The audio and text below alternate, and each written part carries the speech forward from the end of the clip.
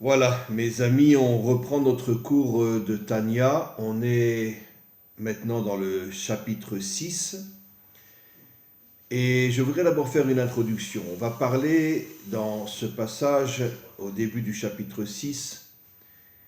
Le Tanya, le Bala Tanya dit qu'il y a deux types d'âmes dans l'être humain. Une âme sainte qu'on appelle le Nefesh Haeloki, l'âme divine, qui, lorsqu'elle se dévoile en nous, bien évidemment, nous permet d'avoir une connexion très très forte avec le Maître du monde et nous permet de vivre selon le sens et le pourquoi de notre existence et d'agir et de faire ce pourquoi nous avons été créés.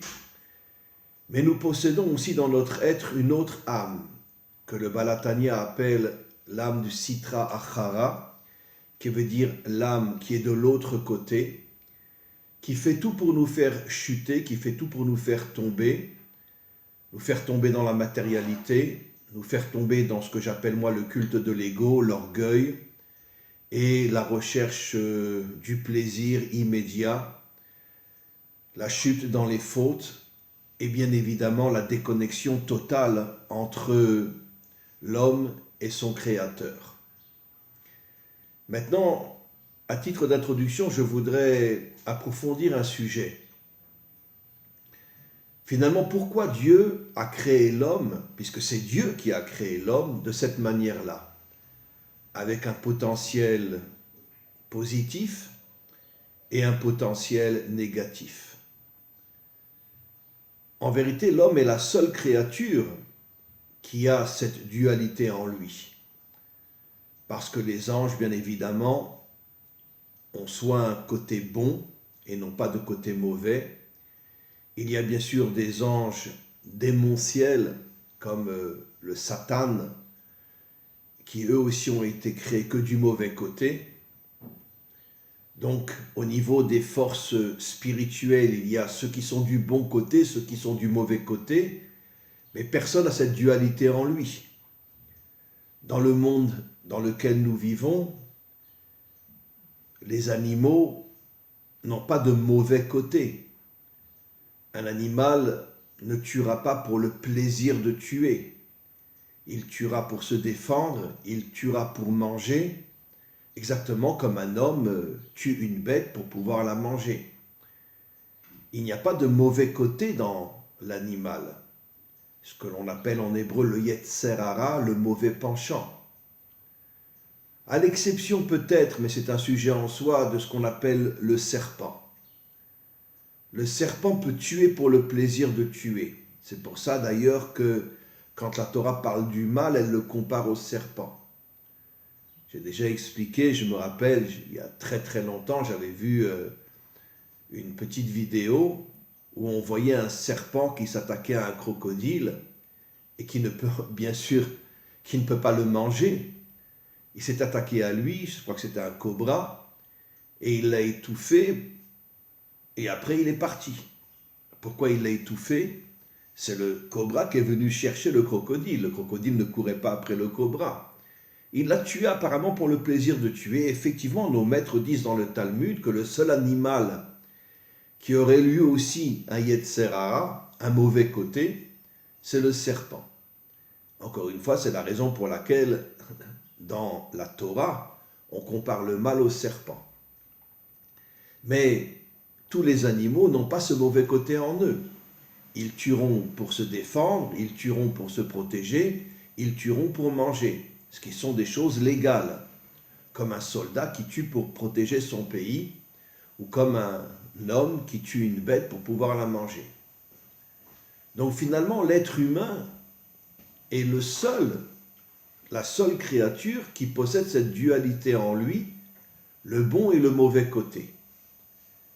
Alors bien sûr, la question est évidente. Pourquoi Dieu a créé l'être humain de cette manière-là?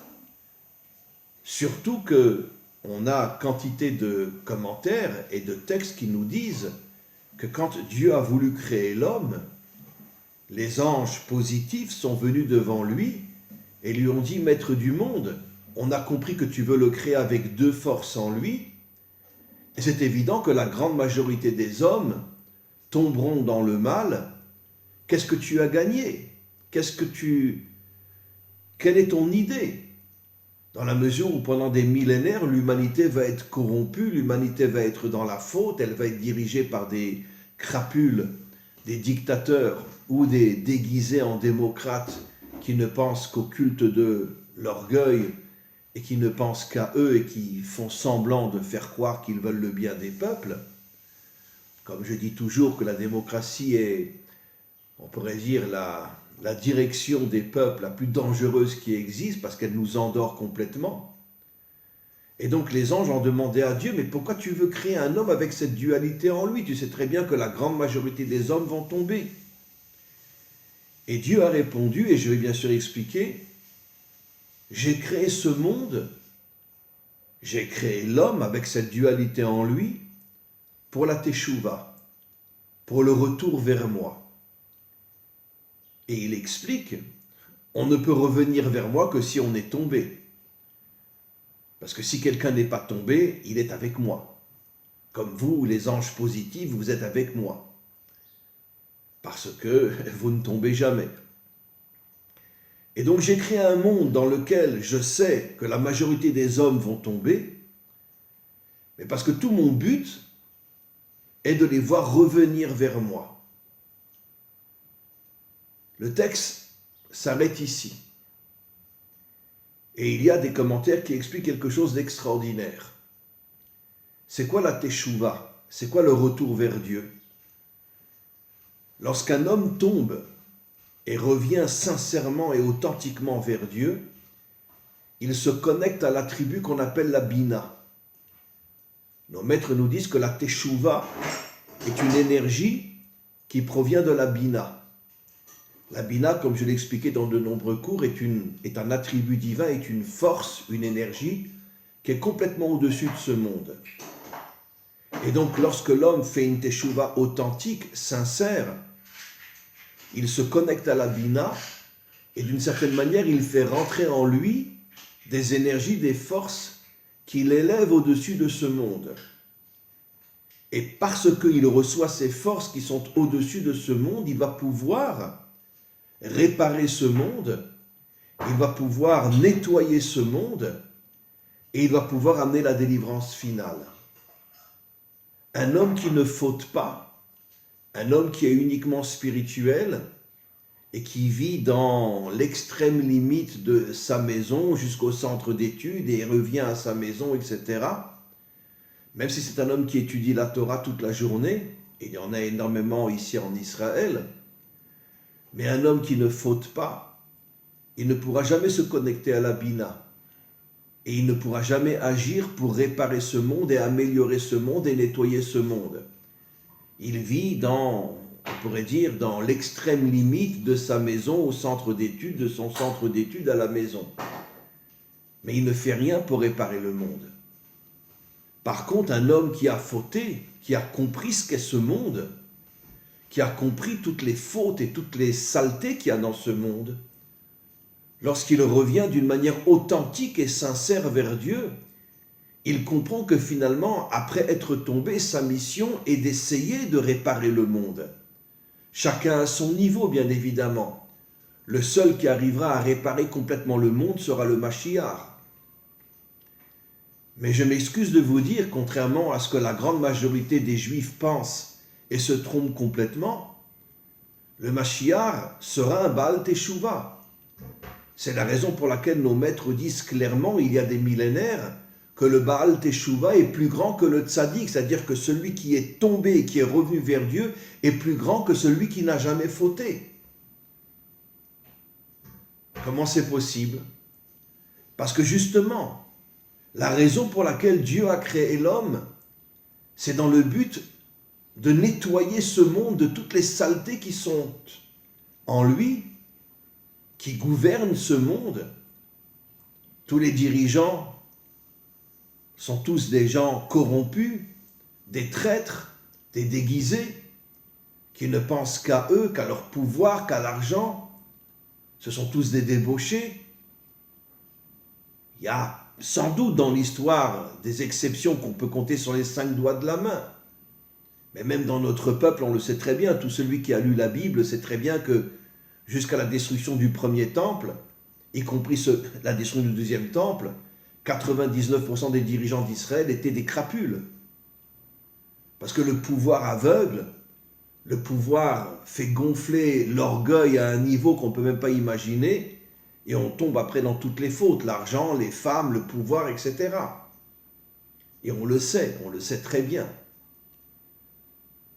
Donc, Dieu a créé le mauvais côté pour que d'une certaine manière le monde tombe dans le mal, et celui qui est lui-même tombé dans le mal mais revient vers le bien d'une manière authentique, se connecte à la Bina et va sentir que sa mission sera d'agir chacun à son niveau pour transmettre dans le monde entier des paroles de Torah authentiques et aussi d'une certaine manière agir pour transformer les gens et les ramener vers le bien.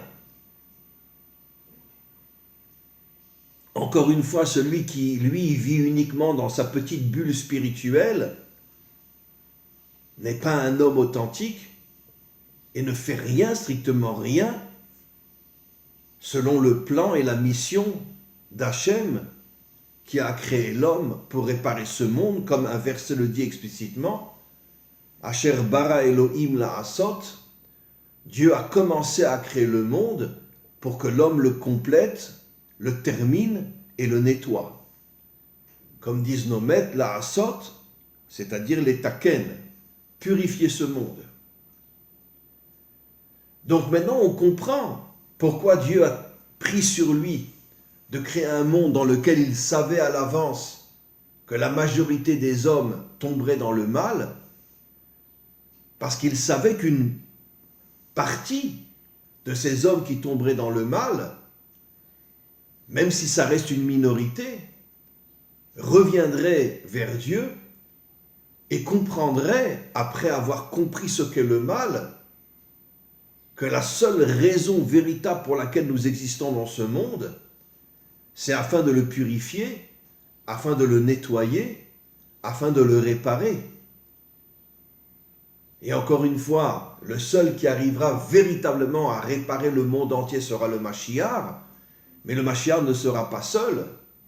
Il aura avec lui une armée, et pas seulement une armée de Juifs, une armée dont la majorité seront des hommes et des femmes descendants de Adam et Ève du monde entier, comme le dit le Zohar explicitement, que dans l'armée du Mashiach, la majorité ne seront pas des Juifs, mais seront des Bnei Adam qui viendront du monde entier, qui se joindront à lui pour se battre contre le mal, chasser le mal de ce monde et purifier ce monde.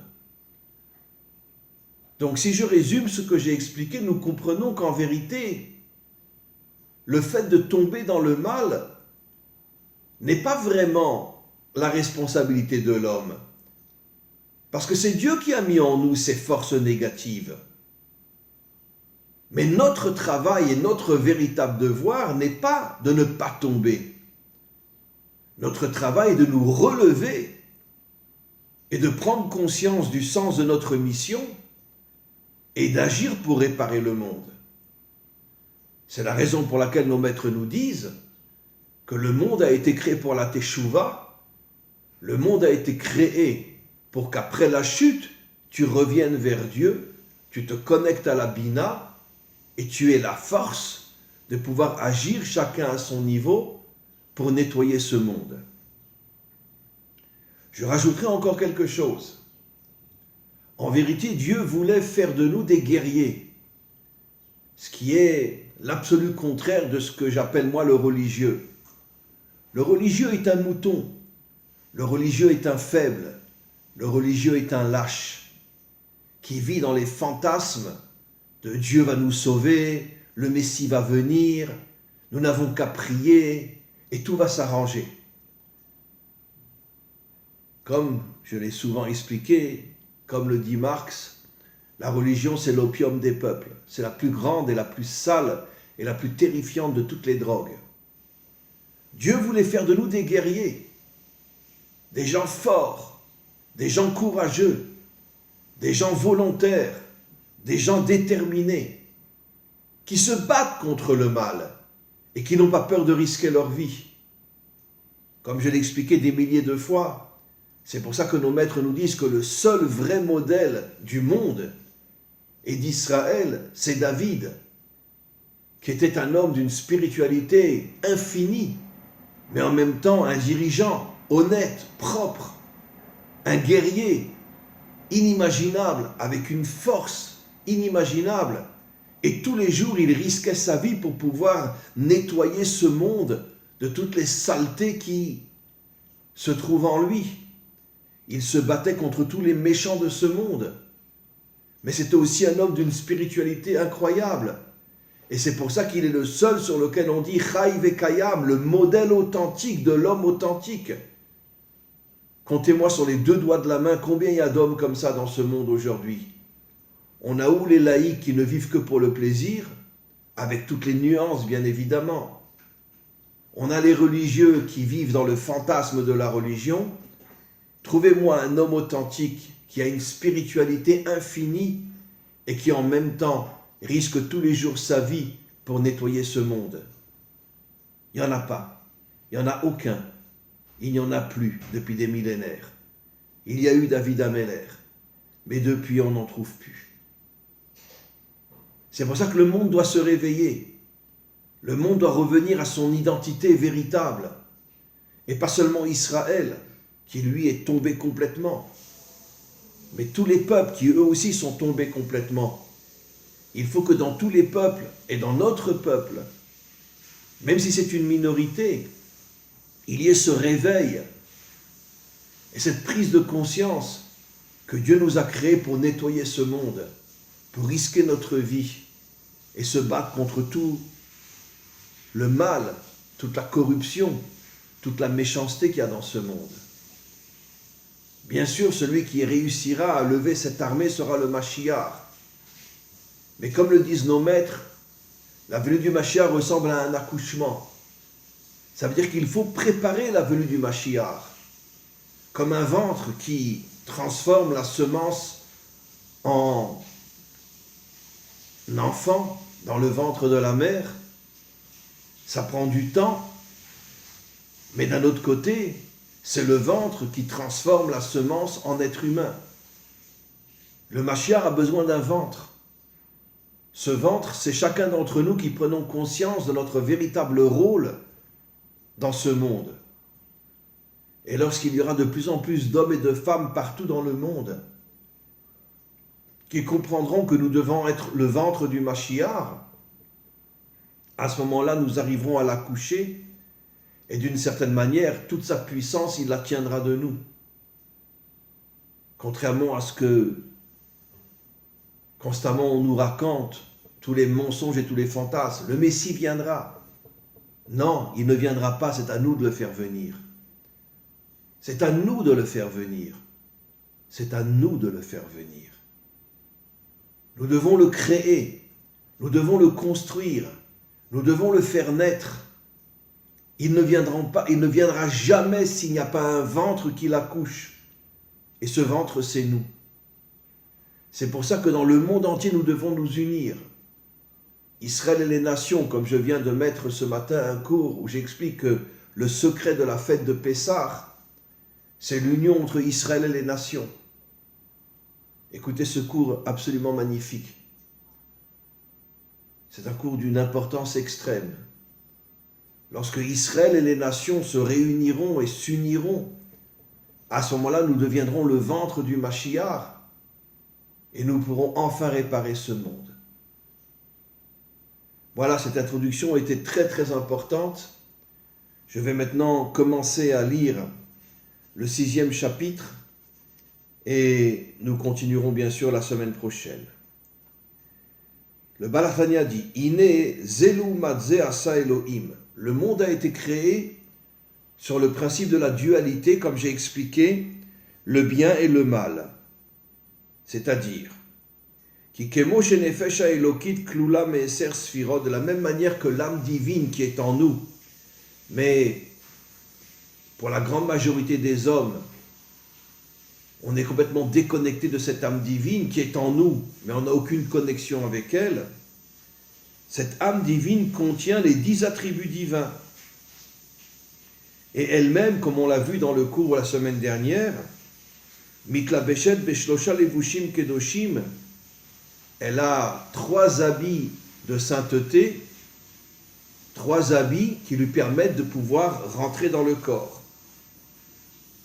Mais, le Baal HaTanya dit, car en effet, mais on a une autre âme en nous, qui est l'âme qu'on appelle l'âme de l'autre côté, qui est du côté négatif, du côté de la faute, mais klipot, elle vient de ce qu'on appelle la klipa, l'écorce, comme un fruit, l'écorce, on la déchire et on la jette, on ne cherche que le fruit.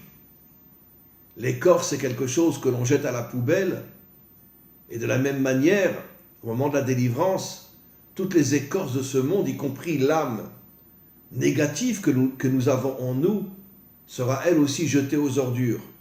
Et il ne restera que l'âme divine. Où se trouve cette âme-là, dit le Baal HaTanya, Amelu Veshet Bedam Adam, elle se trouve dans notre sang. Comme on le sait, la vie du corps dépend du sang. Le sang est d'une certaine manière l'énergie qui permet à l'homme d'exister dans ce monde matériel. Et cette âme négative se trouve dans le sang, comme pour nous faire comprendre que tout son but, c'est de nous faire tomber dans la matérialité, et le sang représente bien sûr la matérialité.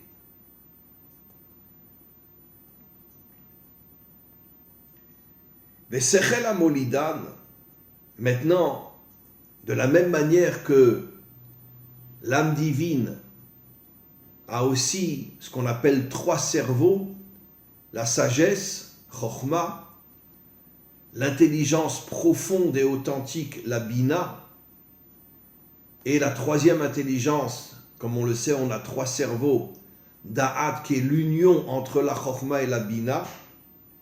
De la même manière, l'âme négative a aussi 3 cerveaux négatifs, la sagesse négative, l'intelligence négative et l'union Da'at entre la sagesse et l'intelligence négative, qui sont Makor Amidot, qui vont engendrer des défauts absolument incroyables.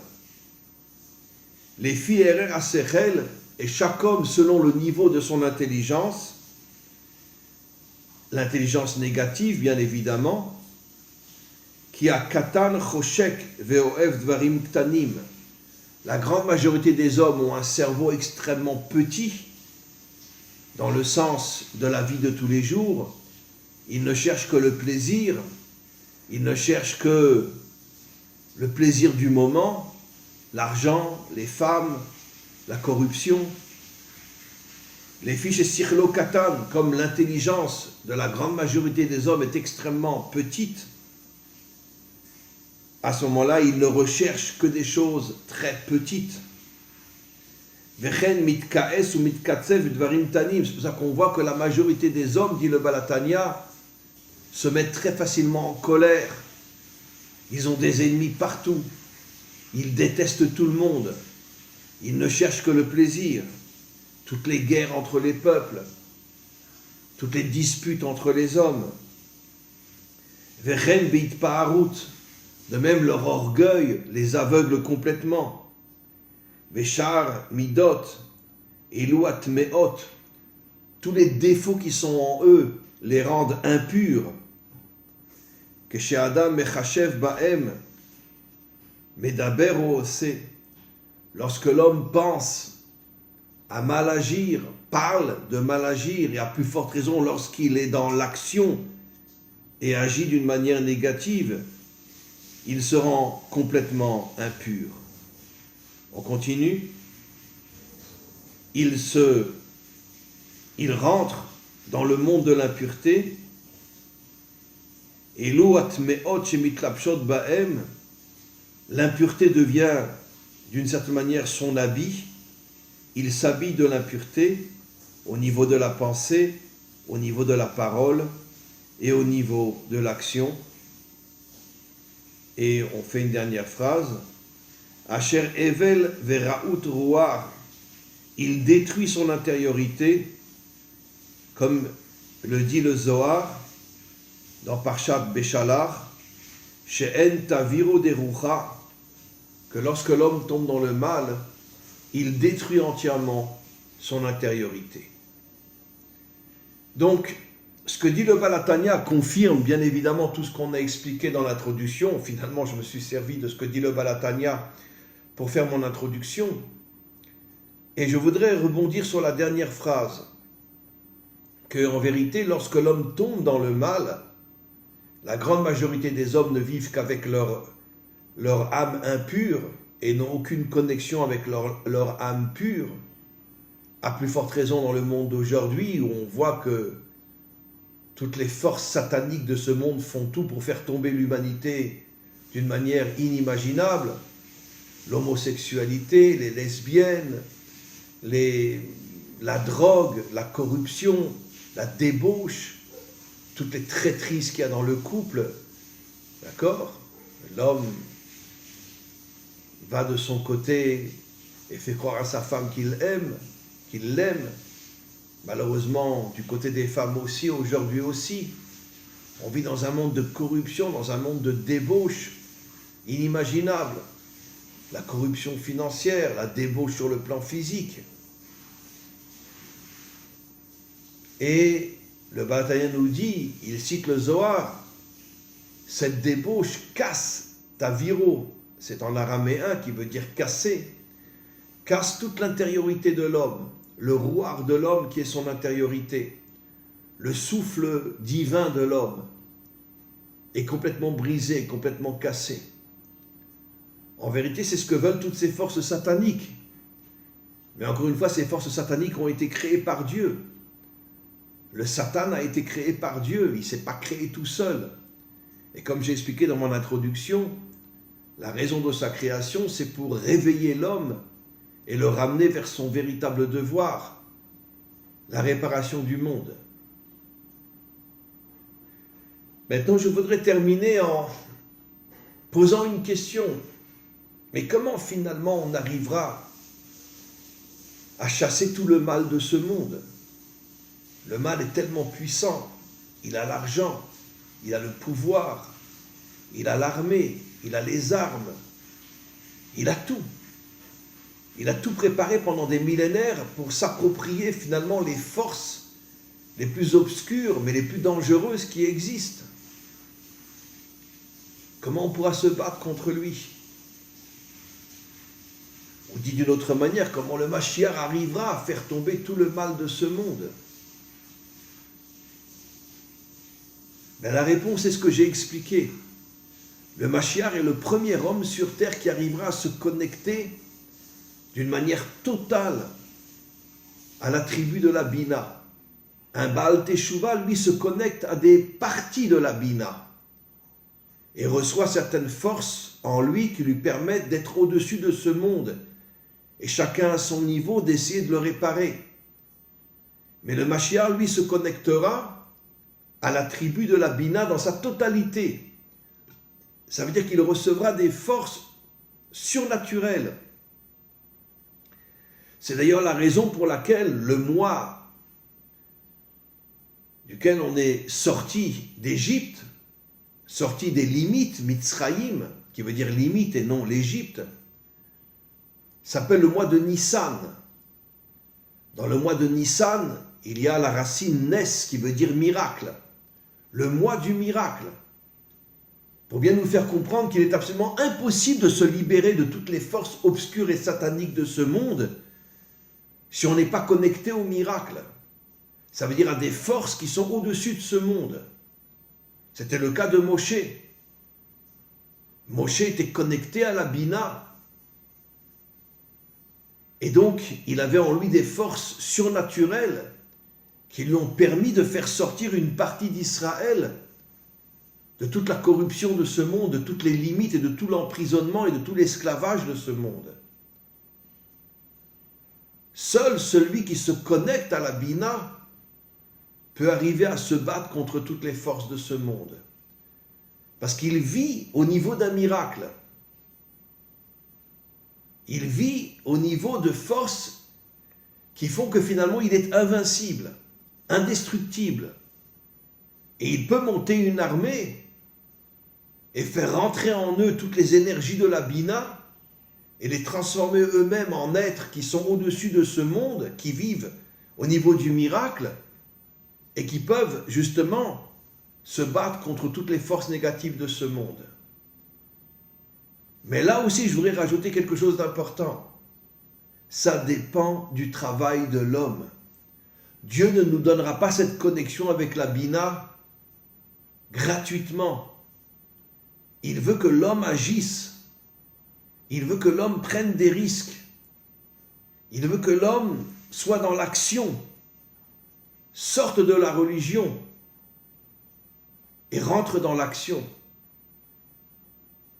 C'est pour ça que Rabbi Nachman disait, et c'est pas de moi, et vérifiez-le dans le Likutei Moharam, que même dans le monde religieux, et y compris dans notre peuple, il y a dans le monde religieux énormément de démons qu'il appelle Shedim Yehudiim, des démons juifs. Ne parlons pas partout dans le monde. La religion est entre les mains des démons.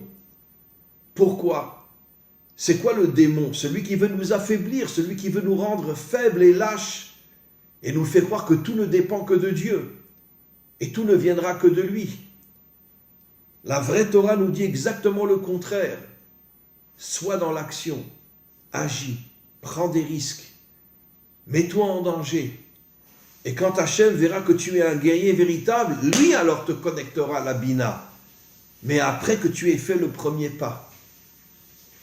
C'est ce que fera le Mashiach. Le Mashiach va prendre des risques inimaginables. Avant de se connecter à la Bina, il se présentera comme un guerrier inimaginable. Et quand Dieu verra qu'enfin, il y a sur terre un homme qui n'a peur de rien et qui va jusqu'au bout, alors il le connectera à la Bina, il recevra des forces miraculeuses qu'il transmettra à tous ses soldats, et à ce moment-là, nous pourrons nettoyer le monde. Mes amis, nous devons agir, nous devons nous réveiller, nous devons sortir de tout ce mensonge religieux qui nous fait croire que tout ne dépend que de Dieu, du Sauveur, du Libérateur, et que nous n'avons qu'à attendre. Nous devons agir. Et plus il y aura d'hommes et de femmes dans ce monde qui agiront, et plus nous deviendrons le ventre du Mashiach, et plus nous serons celui qui le feront venir. Amen vechen yeh ratzon.